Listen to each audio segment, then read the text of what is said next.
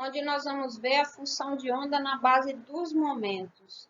Essa representação é importante quando a gente quer tratar, por exemplo, da análise do objeto quântico, não em função da posição, mas em função da energia, ou do comprimento de onda, ou do número de onda, ou do próprio momento linear dela. Então, vamos ver como é que fica esse formalismo. Bom, como os momentos, né, os autovetores de momento, eles formam uma base, então a gente considera que eles formam um conjunto completo. Aí nós vamos repetir tudo que nós fizemos anteriormente para o operador posição, inicialmente no caso unidimensional, e aí a gente vai ver como é que fica mais tarde, quando terminar, a gente vê como é que fica o caso tridimensional. O formato das equações vai ser essencialmente o mesmo, é só tomar alguns cuidados quando a gente tem as três coordenadas. Então, vamos lá. Começando, a equação dos autovalores tem a mesma cara.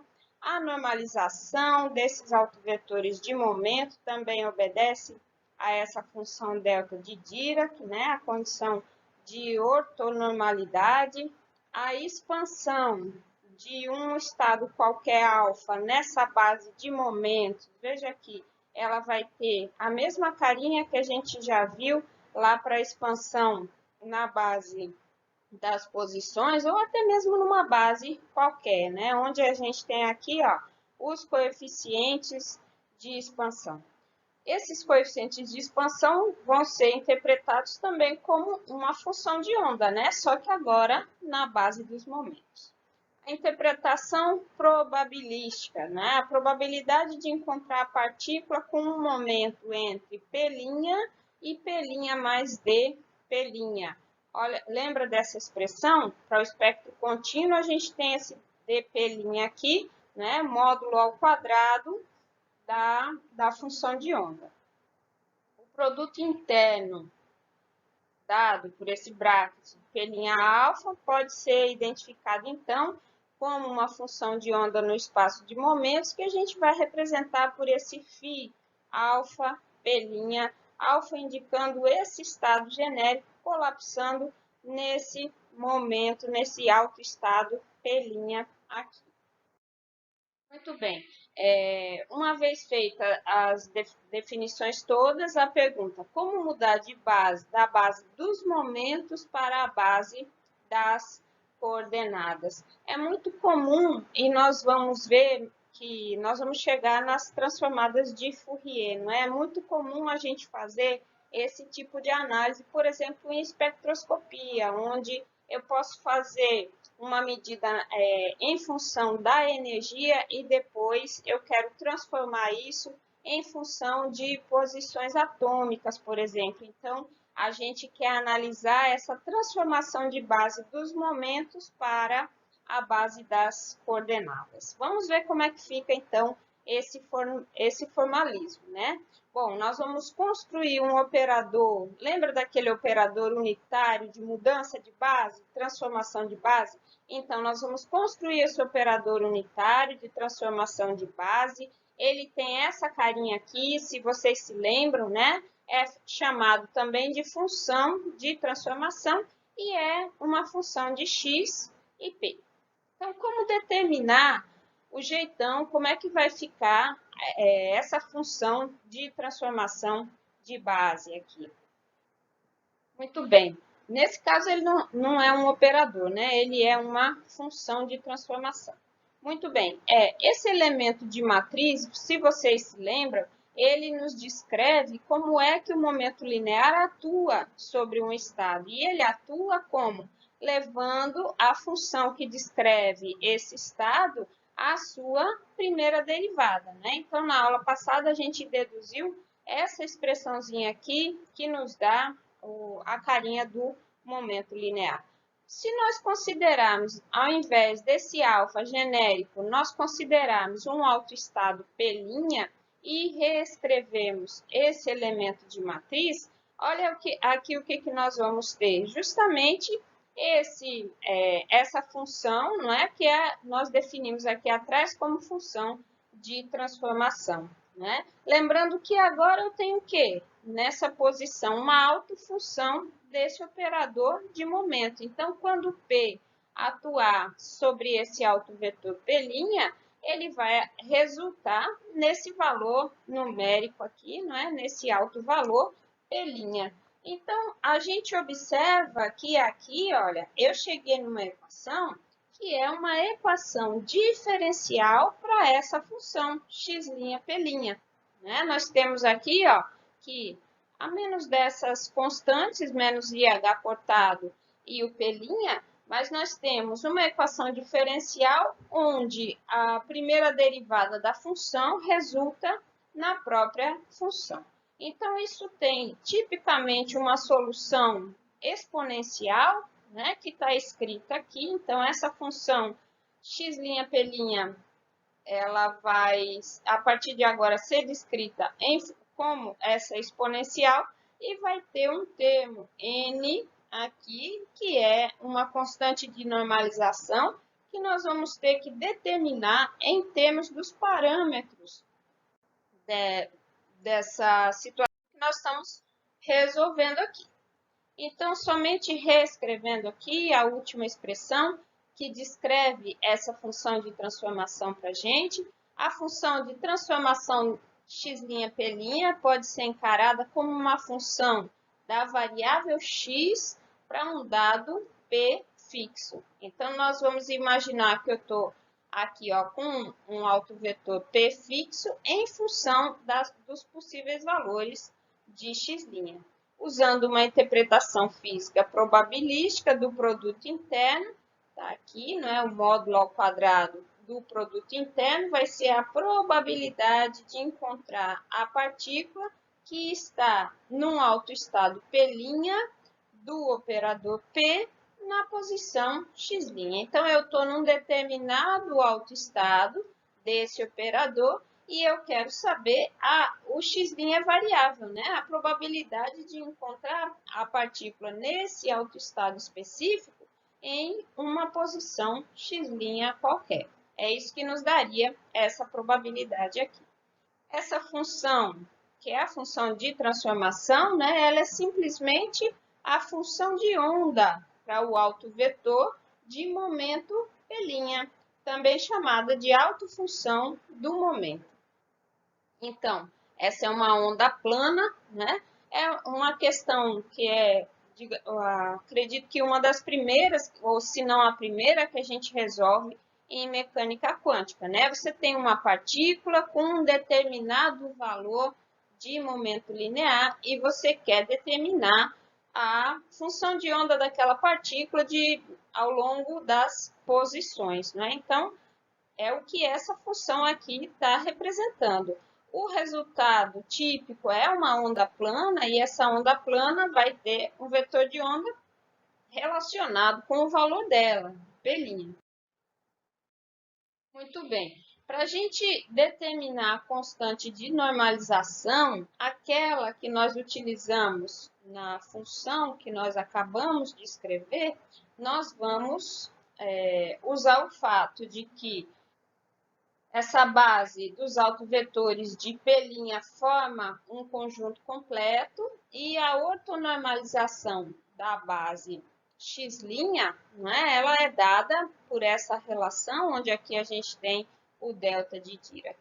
Se essa base P' forma um conjunto completo, nós podemos usar aqui a relação de completeza. Justamente nessa posição aqui, ó, eu coloco a relação de completeza para a base P'. Então, o que nós vamos ter desse lado aqui? Nós vamos ter dois brackets aparecendo. Um deles vai ser produto interno de x duas linhas P' e o outro vai ser produto interno de P' x'.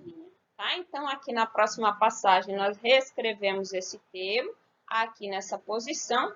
E aqui é essa integral aqui de cima, onde nós colocamos, olha aqui, o primeiro produto interno, o segundo produto interno. E agora nós vamos usar o resultado que nós acabamos de determinar, né? Lembra da onda plana? Então, para essa função que nos dá a transformação de P', x'. Muito bem. Só que aqui, ó, eu tenho x' x duas linhas P', né? E aqui eu tenho o correspondente dual, não é? P' x duas linhas. Então, ele é o conjugado da função, que é o que vai aparecer aqui, não é? Tanto que aqui você observa que vai surgir um sinal de menos, que corresponde ao fato de eu ter aqui o conjugado dessa função. Então, nessa próxima passagem, nós estamos colocando explicitamente essa função, que representa essa função de transformação aqui, e nós vamos ter, então, uma integral, gente, que tipicamente, né, na literatura, essa integral ela é, por definição, a função delta de Dirac a menos dessas constantes aqui, tá? Que vão aparecer 2πh cortado. Então, essa integral ela foi substituída pelo delta de Dirac mais essas constantes. O n ao quadrado está aqui, de modo que a gente chegou numa nova expressão, onde eu tenho delta de x duas linhas, x' de um lado e de outro. Ou seja, só vou ter solução para quando x duas linhas for igual a x' e essa solução aqui é 1, aqui é 1, e eu posso então reescrever essa relação nesse novo formato, o que vai nos permitir determinar o valor dessa constante de normalização n para a solução que a gente tinha visto, né, para essa função de transformação. Nós vamos tomar o n como sendo real e positivo, né? E aí ele vai ser descrito dessa forma que vem da expressão ali de cima. Pronto, então, uma vez feita a normalização, vamos ver agora como é que ficam essas funções de onda, né? A relação e a relação entre elas. A relação entre uma função de onda de um estado qualquer no espaço dos momentos, esse φ∝P', que é esse produto interno de P'∝, e no espaço das coordenadas, o psi∝x', que é o produto interno de x'∝. Será que existe uma relação entre elas? Se existir, a gente pode, estando no espaço de posições, passar para o espaço dos momentos e vice-versa. Então, vamos pegar primeiramente essa relação aqui, ó, que nos dá a função de onda no espaço das posições, tá?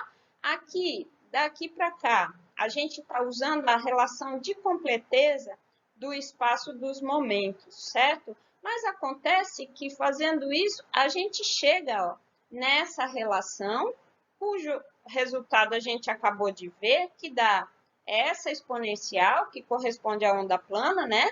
E esse termo aqui, que é o n, o fator de normalização. Por outro, isso multiplicado pela função de onda φ∝P', que é esse termo aqui, olha, que nós estamos chamando de φ∝P'. Por outro lado, partindo desse φ∝P', tá? E usando a relação de completeza para o espaço das posições, nós vamos chegar numa outra relação, tá? Onde aqui eu tenho, veja, né? Aqui eu tenho o dual desse termo aqui, tá? Então, se aqui era exponencial positiva, aqui vai ficar sendo a exponencial negativa. Essa é a função de onda alfa no espaço das posições, né? Que é o psi∝x', e esse termo é o n, né? O fator de normalização para essa função aqui. Muito bem, quando a gente olha para essa expressão, veja, ela está me dando a seguinte situação. Eu tenho a função de onda no espaço das posições e eu faço uma operação que resulta na função de onda no espaço dos momentos. E aqui eu tenho a função de onda no espaço dos momentos e eu faço essa operação para obter a função de onda no espaço das posições. Olhando para essa expressão aqui, o que nós podemos resgatar é que essa aqui é a transformada de Fourier onde aparece a exponencial negativa, e onde aparece a exponencial positiva é a transformada inversa. Então, as duas representações são conectadas através da transformada de Fourier. Hoje em dia, gente, tem softwares específicos que usam essas operações quando a gente tem um conjunto de dados que foi inicialmente medido na representação dos momentos, né? E nós queremos, por exemplo, passar para a representação das posições e vice-versa, né? Eu tenho a posição relativa entre os elementos e eu quero determinar, por exemplo, a configuração de energia desses elementos.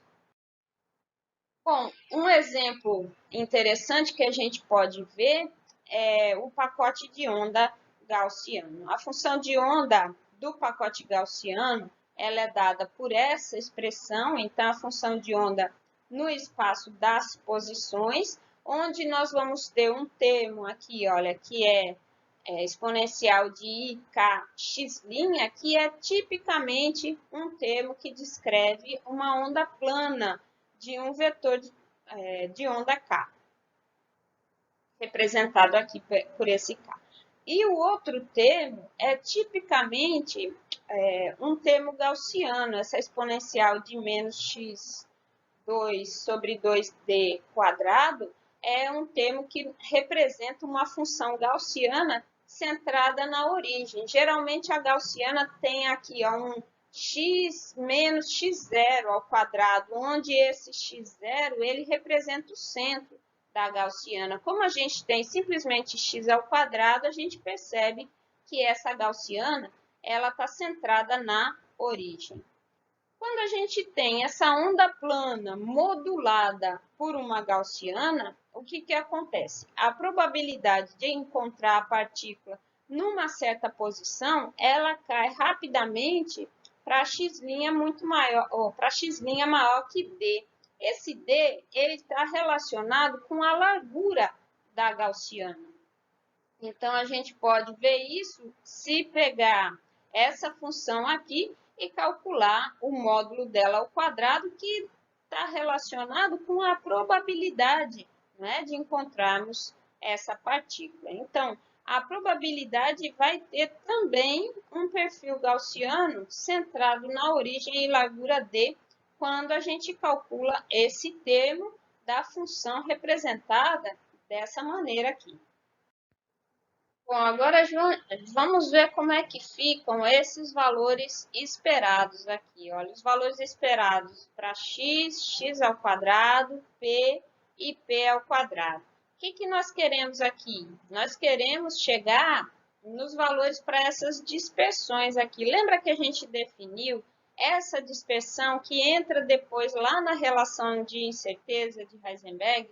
Essa dispersão de ΔX ao quadrado, ela é definida como que? O valor esperado de x ao quadrado menos o quadrado do valor esperado de x. Então, essa aqui é chamada de dispersão de x. Então, vamos calcular essas duas componentes aqui, né? Começando pelo valor esperado de x. Se vocês se lembram, a gente definiu aquele elemento de matriz que era beta, o operador alfa, como sendo que a função de onda vezes a função que estaria aqui, vezes, ou o operador, como queira, né, vezes a função de onda novamente, né? E nesse caso aqui, eu tenho o x'. Bom, que quando aqui é o conjugado, né? Quando eu multiplico o conjugado pela própria função, eu vou ter o módulo ao quadrado vezes o próprio x'. Essa integral aqui, ela vai dar zero, porque x' é uma função ímpar, então os valores de x' negativo vão cancelar os valores de x' positivo.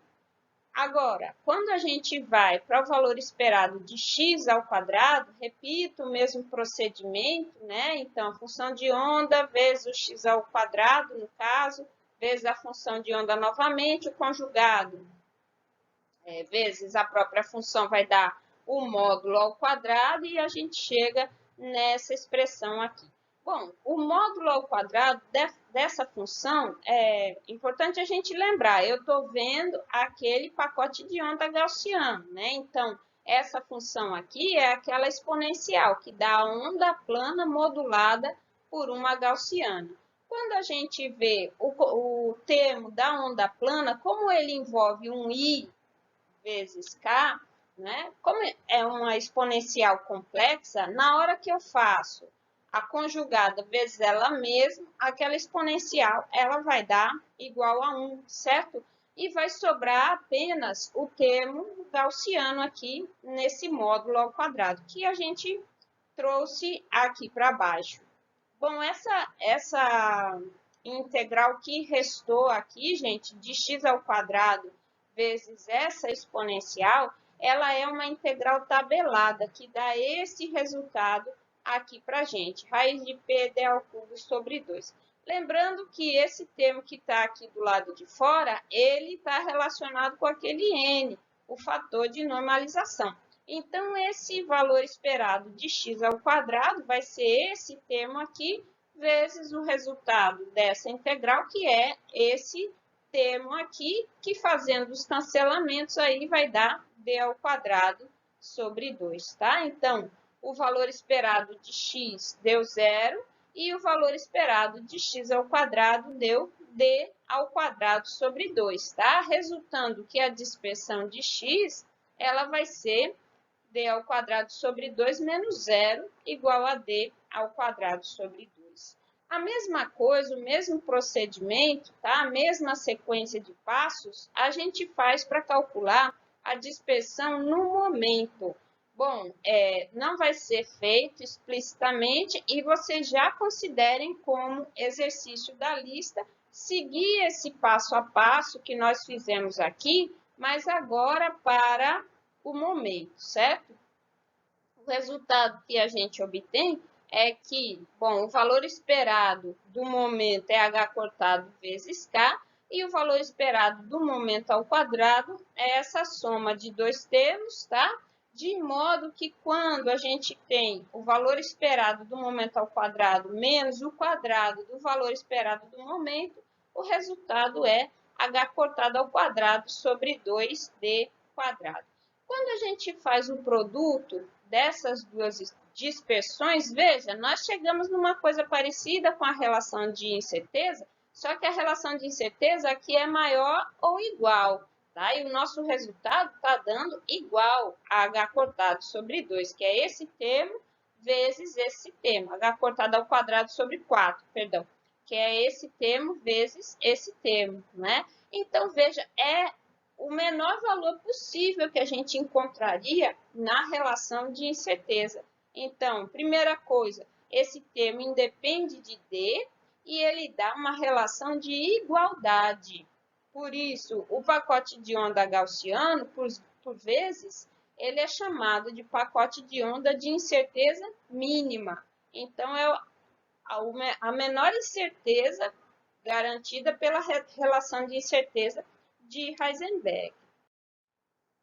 Então, agora, a gente vai para o espaço de momento, onde nós vamos usar as expressões já conhecidas para fazer a transformação, não é? Dessa função de onda psi-alfa no espaço de posições para uma função φ-alfa no espaço dos momentos.